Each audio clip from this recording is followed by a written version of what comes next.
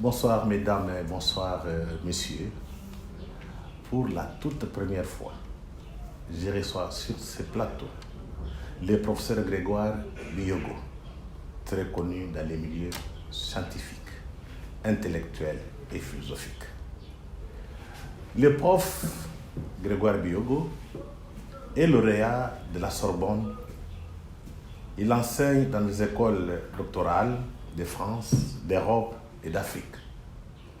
Politologue, égyptologue et philosophe, il a écrit 55 livres et 55 préfaces. Il est reconnu comme savant pour l'ensemble de son œuvre à Bruxelles en 2014. Il est président du comité international des savants experts africains. Il vit en France. Le prof Grégoire Biogo, c'est le continuateur de Cheikh Anta Diop. Il a écrit beaucoup sur lui. Il passe tout son temps à penser, à repenser sur la pensée de Cheikh Anta Diop. Bonsoir professeur. Bonsoir. Prof, qu'est-ce qui vous amène ici? Par miracle, on vous êtes retrouvé au Congo, à Kinshasa précisément. Écoutez, pour deux raisons. La première, c'est que nous avons vécu avec une attention particulière le débat sur la restitution du patrimoine culturel africain qui avait été spolié par la colonisation. Et lorsque nous avons appris qu'à Kinshasa, il se tenait un colloque scientifique international autour de la reconstitution des biens culturels et de la Renaissance africaine, nous avons saisi cette opportunité qu'offre, entre autres, son Excellence, le chef de l'État du Congo démocratique, doublé du président en exercice de l'Union africaine, Félix Antoine Tshisekedi Tshilombo. Nous avons été très honorés de savoir qu'il avait pris une telle initiative qui concerne le continent entier, et on a compris que c'était dans le cadre de cette mission aussi de l'Union africaine. On a donc voulu l'honorer, répondre à l'invitation qu'il faisait pour donner les premiers éléments de signification profonde de cet héritage colossal, considérable, qui va commencer à être restitué. La deuxième raison, c'est que pour nous, le Congo est une terre symbolique. C'est une grande terre, terre de la philosophie sur le plan académique, terre de la théologie, terre aussi des lettres. C'était un peu le quartier latin du continent africain. Donc pour nous, le Congo a toujours été quelque chose d'essentiel. Et venir au Congo, sur les traces du professeur Cheikh Anta Diop, je suis frappé de savoir que son image arbore le bureau du DG, et doublement d'ailleurs, parce que même derrière, avec Benga, et bien sûr les grands noms de ce continent. Nous avons donc ressenti la nécessité de répondre à ces deux appels. L'appel du chef de l'État pour commencer à regarder l'importance de l'événement de la restitution du patrimoine africain, et aussi mettre les pieds après Cheikh Anta Diop dans cette terre qui est aussi l'avenir du continent et de la diaspora. Oui, prof, je pense que vous avez passé 3 jours à Kinshasa, donc lors des colloques. Ces colloques, vous avez eu à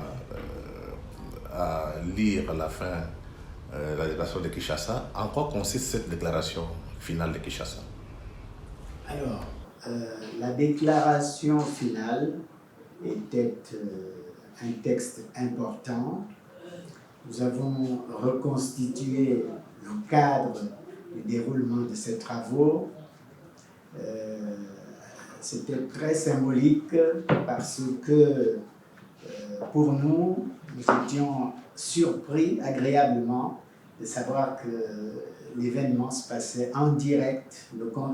Les continents pouvaient suivre ce grand événement. Donc c'était à la RTNC. Nous avons mis l'autorité et l'inspiration du chef de l'État qui a eu la vision et l'opportunité de ce colloquium. C'était donc la grande articulation avec ses collaborateurs immédiats qui étaient là à tout moment, en l'occurrence le conseiller principal en charge de la culture, d'autres conseillers du même département et bien entendu la ministre qui a la charge de la culture et le directeur général de la RTNC. C'était vraiment quelque chose de frappant. Donc ça a commencé par là, cette déclaration finale. Ensuite, nous avons isolé les principaux résultats importants par l'ampleur de l'événement, résultats importants aussi par les dispositions appelées à conserver ce patrimoine en cours de retour. Nous avons aussi insisté sur la qualité exceptionnelle des pièces, des chefs-d'œuvre qui sont là, ce qui pose le problème de la conservation, le problème de l'aménagement des espaces. Et nous avons isolé 13 points au titre des recommandations, où on a insisté dans le détail sur la nécessité de mettre en place des laboratoires appropriés pour accueillir ces œuvres.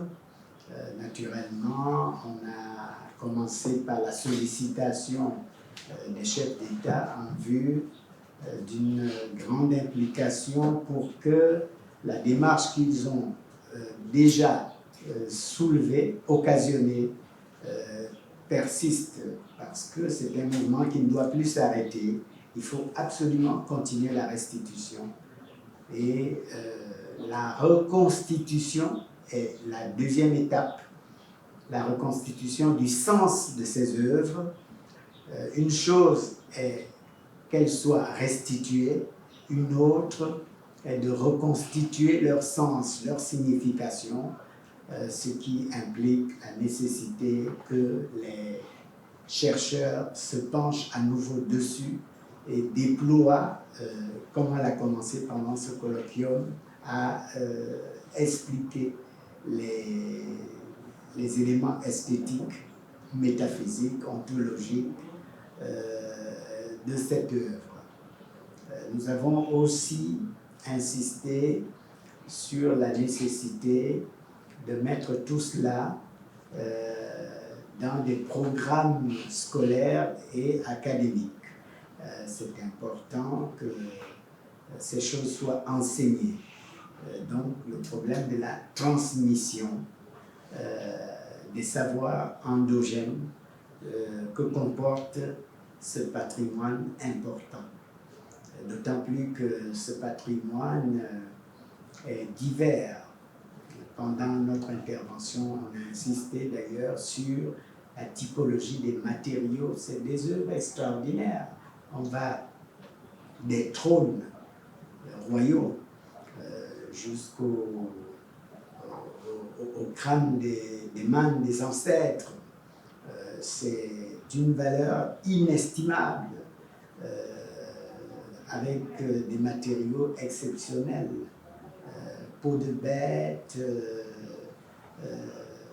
c'est d'une richesse inestimable. Et notre rôle est de commencer à donner un contenu esthétique, philosophique, anthropologique à tout ce travail, tout cet arsenal, toute cette richesse qui revient en Afrique.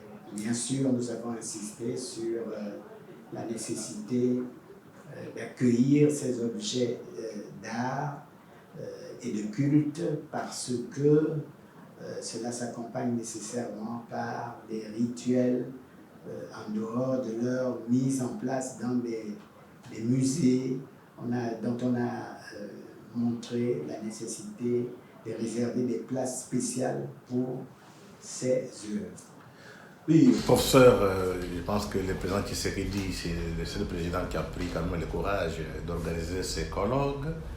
Vous venez de parler de la déclaration finale. Croyez-vous que les autres chefs d'État africains sont libres pour suivre ces combats de la reconstruction et de la renaissance africaine?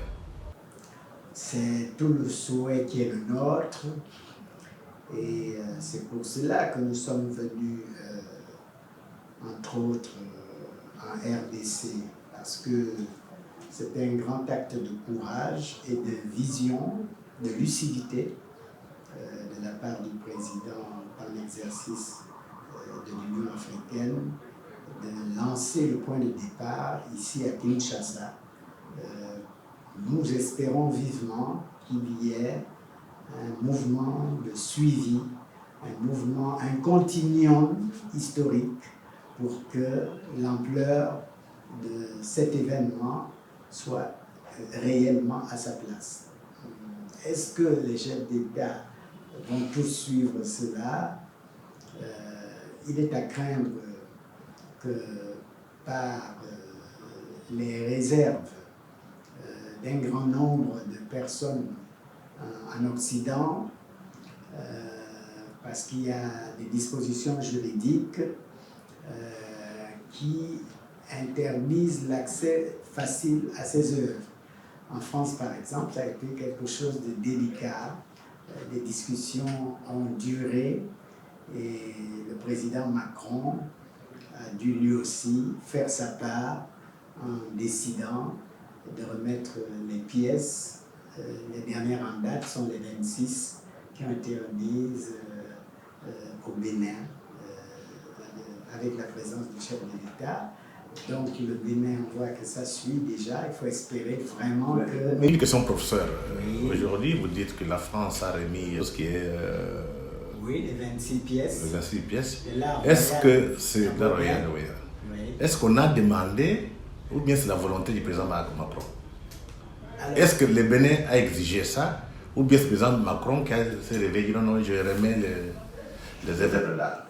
Il semblerait que la demande ait été faite. Avec aussi le concours de la diaspora qui fait un travail important là-dessus depuis des années. C'est en fait l'impulsion est venue de la diaspora, c'est-à-dire tous les afro-descendants et les Africains qui sont en Occident. Ils ont fait un travail considérable là-dessus. Ensuite, ça a traîné et en allant au Bénin même, il y a eu la rencontre avec un sage et c'est lui, un roi, c'est lui qui va finalement accélérer la procédure pour la restitution. C'est vrai que c'est un problème, un vrai problème, celui du suivi du mouvement impulsé par la RDC. On sait que le chef de l'État de la RDC a remercié son homologue de la Belgique qui a fait le geste. Tout le problème est le suivant. Dans ce qui a commencé à être restitué, c'est minime par rapport aux milliers et milliers, aux centaines de milliers d'œuvres qu'il y a et qui se trouvent dans tous les pays, que ce soit aux États-Unis, que ce soit en Europe, même aujourd'hui en Chine. Donc ce qu'il faut, c'est vraiment d'appuyer cette action pour que l'événement soit irréversible et profite à la Renaissance africaine qui avait besoin de ça parce que c'est vraiment la pierre angulaire de la Renaissance africaine. Tous ces trésors qui ont besoin d'être repensés, c'est d'ailleurs le titre de ma leçon. Effectivement, je vais profiter parce que vous avez fait une leçon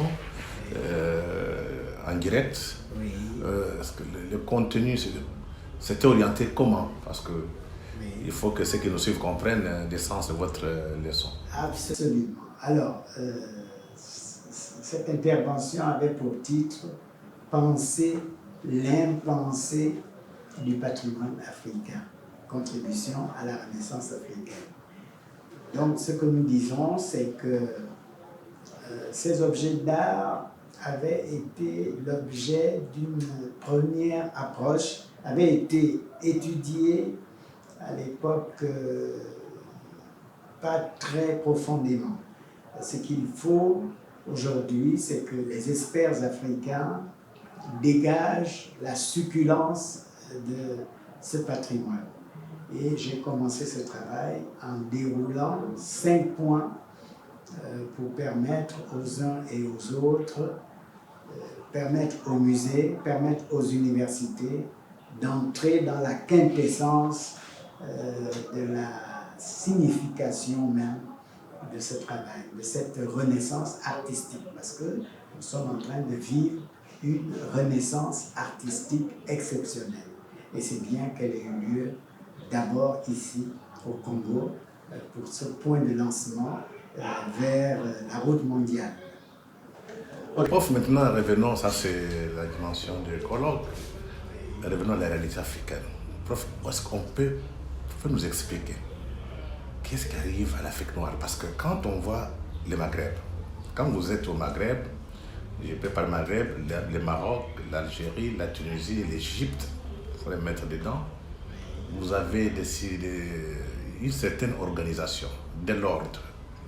Mais quand vous traversez les Sahara, vous êtes en Afrique noire, la confusion est totale. Qu'est-ce qui arrive aux Africains noirs? Comment expliquer ça? Parce que ceux qui sont à l'extérieur ne comprennent pas. Les raisons en sont principalement historiques, dont la première est à chercher au niveau des relations internationales entre l'Afrique et le reste du monde. Les deux actes majeurs qui se sont déroulés dans l'histoire du continent africain par rapport à ce malaise qui continue, qui persiste, c'est d'abord les traites négrières, parce qu'il y en a deux. Il y a la traite arabo-musulmane et il y a la traite transatlantique. Les deux traites négrières se sont faites sur la base des textes. J'ai écrit récemment un document là-dessus et en 1885, nous parlons de la berlinisation du continent africain, c'est-à-dire, et ça c'est la première raison, le fait de sceller le destin du continent africain en dehors de l'Afrique, le partage des richesses du continent africain en dehors de l'Afrique et la décision unilatérale de retracer les frontières qui étaient là, qui existaient en fonction de la parenté des uns et des autres. Tous ces éléments ont été mis entre parenthèses et selon l'impératif minier et pétrolier, on a redécoupé le continent africain. Ça, c'est vraiment la première difficulté qui explique que notre continent ne nous appartenait pas jusqu'à assez récemment. Donc, il y avait un problème, l'appropriation, quand nous parlons de l'événement de la restitution de ce patrimoine culturelle, c'est parce qu'il s'agit d'appropriation, de reprendre la propriété qui est la nôtre. Or, nous l'avions perdue en 1885, et même avant, on avait perdu la propriété, le fait d'être propriétaire du continent, nous l'avions perdu. Dans un de mes livres, Déconstruire les accords de coopération franco-africains, voilà, j'insiste là-dessus et je montre que le deuxième acte, c'est-à-dire la colonisation, a été tout aussi grave.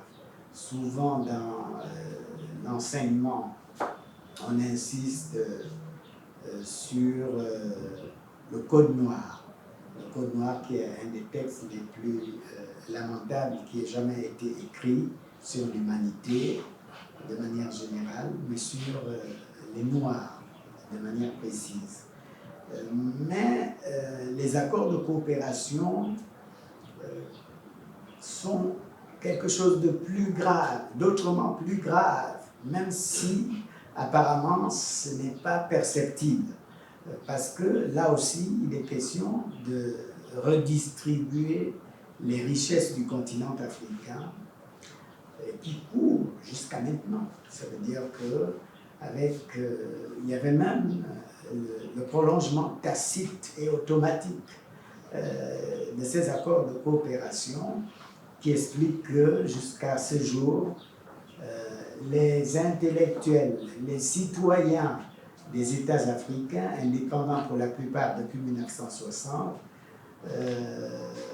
malgré ces indépendances, il y a d'un côté, on constate que la notion de propriété qui était supposée être réglée, c'est-à-dire l'Afrique comme propriété des Africains, cette question n'est pas réglée jusqu'à ce jour. Le continent africain n'est pas la propriété des Africains. Dès qu'il y a une découverte de l'or, dès qu'il y a du pétrole, du manganèse, de l'uranium, on sait que le champagne est échappé en Occident. Parce que c'est eux les véritables propriétaires de ces affaires-là. Il y a des cas absolument choquants où nous sommes à 10% et nos partenaires à 90%. Il y a des cas comme ça. Donc la colonisation, avec les accords de coopération totalement léonins, qui font que le continent africain ne nous appartient pas encore dans la franchise des terres. Et enfin,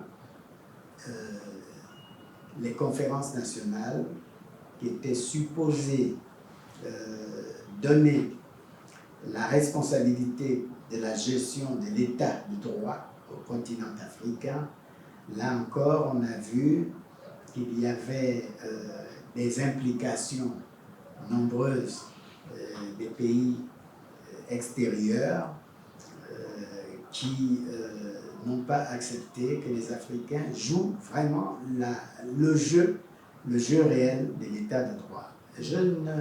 En disant tout ça, je suis conscient du fait qu'il y a une responsabilité des Africains eux-mêmes. Mais cette responsabilité est minimale, parce que le cadre légal et juridique est façonné par les accords de coopération, est façonné par les textes des relations internationales. À partir de ce moment, vous pouvez prendre un État, mais son destin est lié à l'ensemble de ces accords. Vous ne pouvez donc pas en disposer totalement comme vous le désirez. Un pays comme celui-là, qui peut faire vivre le monde entier, il y a des richesses telles que, vous voyez, les portables que nous avons, on ne les fait pas sans ce pays. Tous les portables que vous avez là, la matière est ici. Les immenses richesses qu'il y a dans ce pays, vous voyez comment ça a été compliqué. Et nous sommes conscients des efforts du chef d'État actuel pour redresser la barre. Mais nous savons que le vrai combat est là, arracher l'appropriation. Et c'est cette appropriation qui est le combat réel pour la naissance culturelle, économique, politique du continent africain. Et prof, chaque fois quand on parle en Amérique, on voit que les Noirs américains ont un autre comportement. D'ailleurs, ils disent « Black is beautiful ». Mais quand vous venez en Afrique, vous voyez notre comportement. Généralement, les Noirs africains, ils déclarent les Blancs, c'est les dieux. Quelle lecture faites-vous de perception de ces deux mondes? Les Noirs américains, c'est la diaspora africaine, et les Noirs qui sont restés sur le continent. Au-delà de l'idéalisation que feraient les afro-descendants, il y a un désir réel de retrouver leurs ressources, leurs sources, leur identité authentique en Afrique, et c'est pour ça qu'ils ont cette vision. C'est toute la lecture de l'afrocentricité qui est un courant de pensée, un mouvement d'idées. Par exemple, mais le problème fondamental que ça pose, lorsqu'on vient ici, le regard est aussi idéalisé sur l'Occident. Là, c'est le problème dont parle le professeur Cheranta Diop, de l'aliénation. Il y a une double aliénation. Tout le travail des intellectuels progressistes, des hommes de culture, des visionnaires, est de sortir de cette conception aliénante de l'histoire, pour commencer à écrire, comme disait Lumumba, la véritable histoire à partir de nous-mêmes.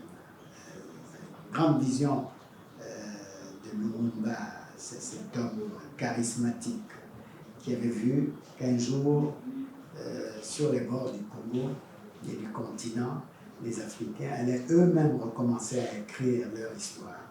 Il faut désaliéner, décoloniser, désobstruer. Il nous faut arracher toute cette perception aliénée et aliénante.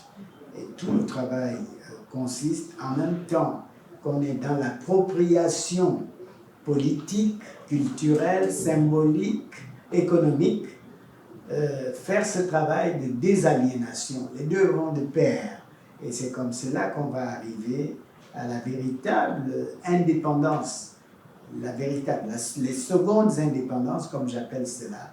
Parce que celles de 1960 ont été dérégulées. Vous savez que De Gaulle, effectivement, pour l'Afrique francophone, a joué le jeu, mais en même temps, l'essentiel a été confisqué dans les accords de coopération. Vous voyez ce qui se passe pour les pays qui ont résisté, que ce soit l'Algérie, que ce soit la Guinée.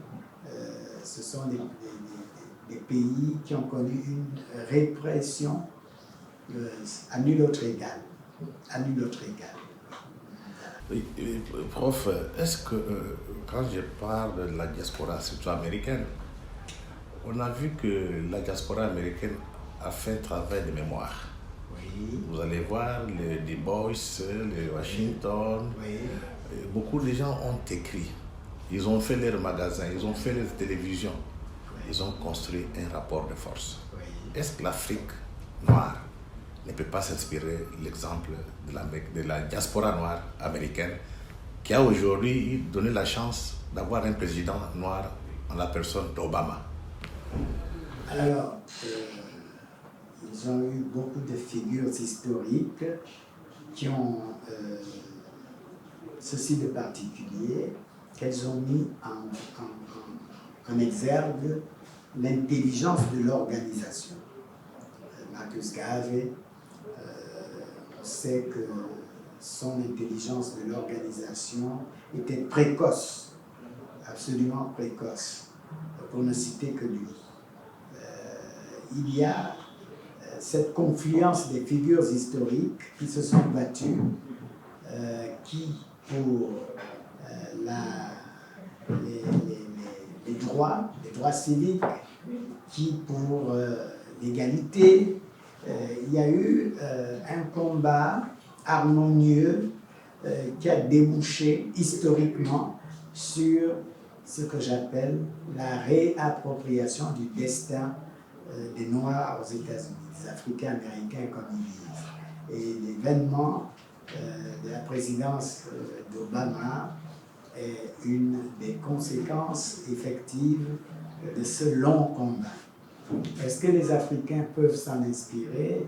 Tout le problème est cette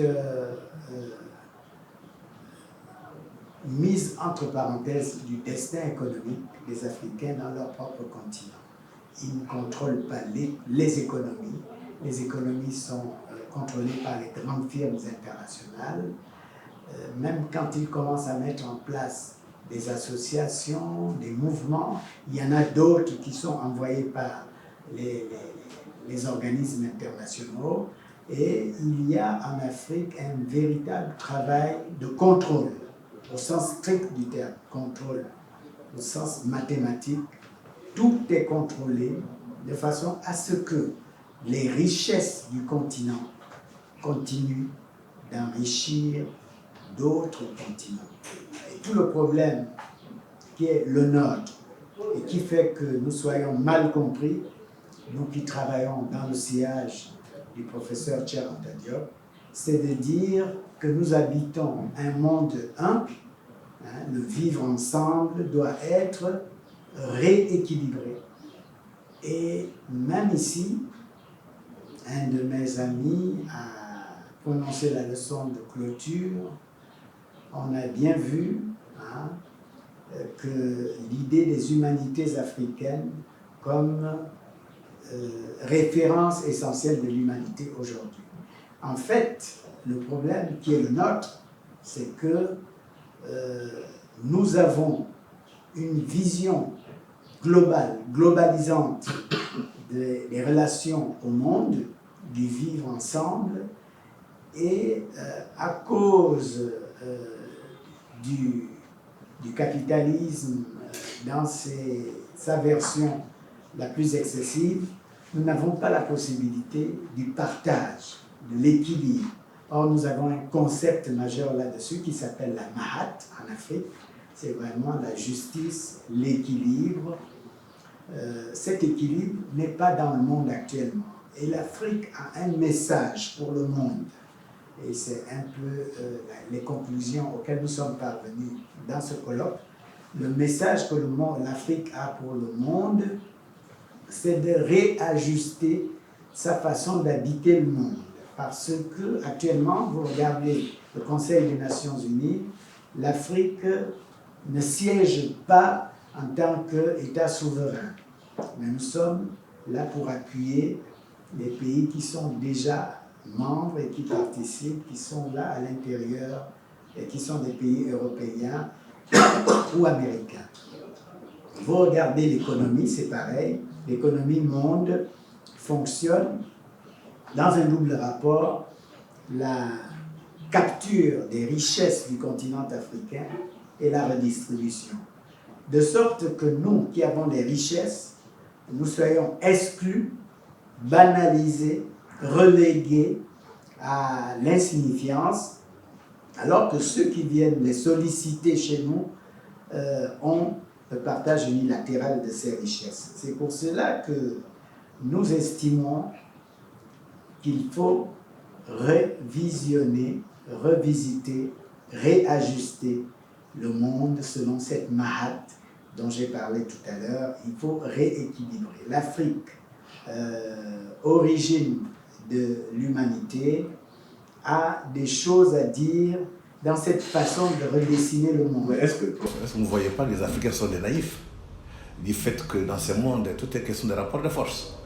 Qui va venir, donc vous parlez, ce n'est pas une église où tout le monde dit prie, alléluia, amen.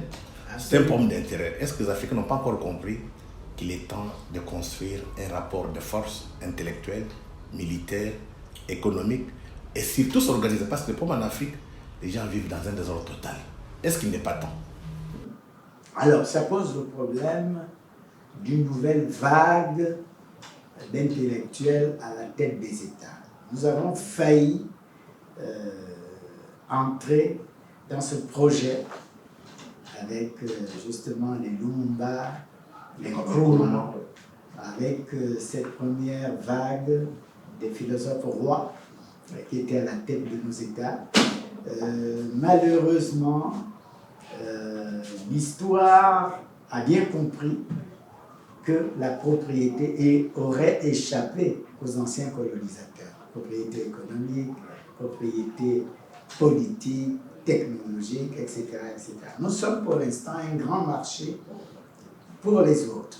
Or, ce qu'il nous faut être, c'est de consommer. Il nous faut consommer ce que nous produisons nous-mêmes. En effet, il nous faut sortir de la naïveté. Il faut une autre vague d'hommes d'État.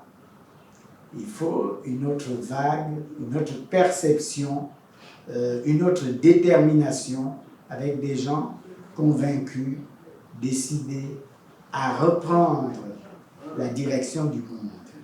Et effectivement,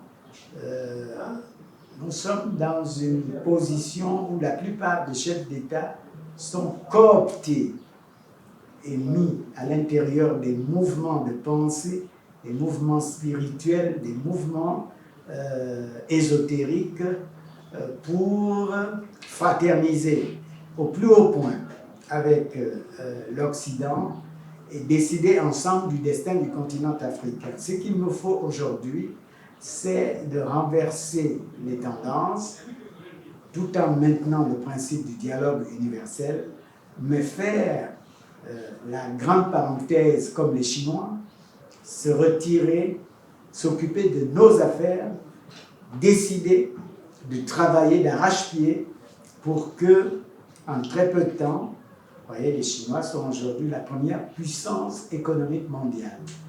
Et même sur le plan technologique, ils sont en train de rattraper les sommets américains. En tout cas, le continent africain, en se repliant sur lui-même, a besoin de ce fameux bond en avant. Et pour cela, nous appelons une nouvelle vague d'intellectuels, une nouvelle vague au niveau de la réforme des programmes. Ce point est essentiel parce que nous continuons d'enseigner les programmes de la colonisation. Nous continuons d'enseigner ce qui se dit en Occident, ce qui se fait en Occident, avec les langues occidentales. Nous sommes dans une situation où il faut décoloniser, désaliéner totalement le système d'enseignement et commencer cette véritable réappropriation que nous avons débutée ici avec la restitution des objets d'art. Une dernière question. Oui. Vous ne trouvez pas que l'Afrique risque d'être sur les traces d'Haïti? Ça fait plus de 100 ans qu'Haïti est indépendant. Mais regardez la confusion dans laquelle les Noirs haïtiens vivent. Vous n'êtes même parvenu à tuer les chefs de l'État dans son propre pays par des mercenaires. Est-ce que nous ne sommes pas, vu les choses, ne sommes pas condamnés par d'autres forces mondiales de nous maintenir dans cette situation? Oui, et ça, l'une des solutions, c'est dans les États-Unis d'Afrique, la grande vision des pères fondateurs de l'unité africaine. Il faudrait, parce que tout seul, ce n'est guère aisé. Ce qu'il faudrait, c'est de renforcer la vision d'une armée continentale, la vision d'un service de contre-espionnage, parce que c'est à ce niveau que nous sommes le plus piégés, au niveau de l'espionnage. Nous sommes infiltrés. Les indices sont à tous les niveaux, à toutes les cérémonies. Il nous faut faire du contre-espionnage, il nous faut une élite attentive à tous ces points pour que nous puissions anticiper. Sinon, en effet, vous avez raison, monsieur le directeur général, si nous n'y prenons garde, nous risquons d'être comme Haïti, première république noire du monde entier. L'Union africaine a bien fait, au demeurant, de la réintégrer dans ses propres rangs comme un État du continent. Mais lorsqu'on voit ce qui se passe dans ce pays, effectivement, il faut craindre que l'Afrique soit exposée à ce destin. Pour cela, c'est maintenant, quand on voit des résistants, c'est maintenant que nous devons résister, c'est maintenant que nous devons constituer une force centrifuge, c'est maintenant que nous devons briller dans le ciel comme l'étoile circumpolaire. Nous devons défendre ce continent d'ex et ombre. Nous devons nous battre avant de repartir chez les ancêtres. Il nous faut chacun jouer sa partition. Merci, professeur. Je pense que ceux qui nous ont suivis ont compris. Et nous estimons que les élites congolaises et africaines doivent jouer leur partition.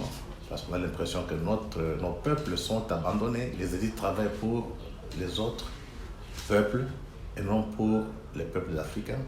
Voilà pourquoi le président Félix-Antoine Tshisekedi avait pensé qu'il faut mettre l'Union africaine au service des peuples africains. En tout cas, merci mesdames et messieurs. Nous espérons que prochainement on aura encore un autre penseur panafricain qui vient de Guadeloupe et qui va vous parler, vous expliquer sa situation. Une fois de plus, merci et bonsoir.